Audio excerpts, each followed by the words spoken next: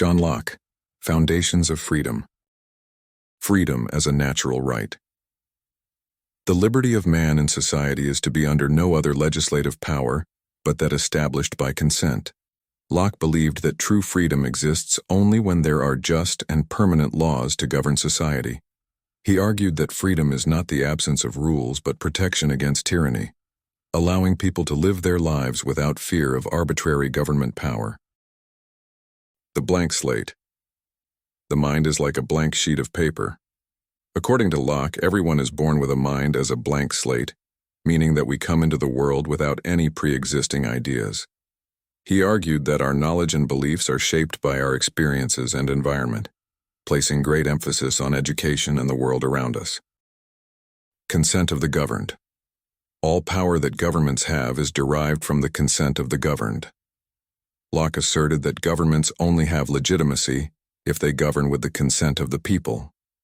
This idea was foundational for the development of modern democracies, where power is derived from the people rather than from divine right or inheritance. The right to property. Every man has a property in his own person. This nobody has any right to but himself. For Locke, property is a natural right that begins with ownership of one's own body and extends to the things we create or acquire. He believed that protecting property was one of the main functions of government, and any violation of this right was an affront to individual liberty. Separation of powers. Wherever law ends, tyranny begins. Locke saw the separation of powers as essential to preventing tyranny. When a ruler has absolute power and is not subject to the law, the freedom of the people is at risk. His vision strongly influenced the creation of governmental systems with divided and limited powers to protect individual liberties. Religious tolerance. The true church is that which dissociates itself from civil power. Locke believed that faith and religious practice should be personal matters, not imposed by the government. He advocated for the separation of church and state, arguing that religion is a matter of individual conscience, not a matter of governmental authority. The state of nature. In the state of nature, all men are free to order their actions and dispose of their possessions and persons as they see fit. For Locke, the state of nature is a hypothetical condition where people live without government, in full freedom. However, this freedom comes with the responsibility not to infringe on the rights of others. He saw government as a necessary institution to protect these rights, but not to control them completely. The right of resistance. When a ruler ceases to protect the property of the citizens, the people have the right to resist and depose that ruler.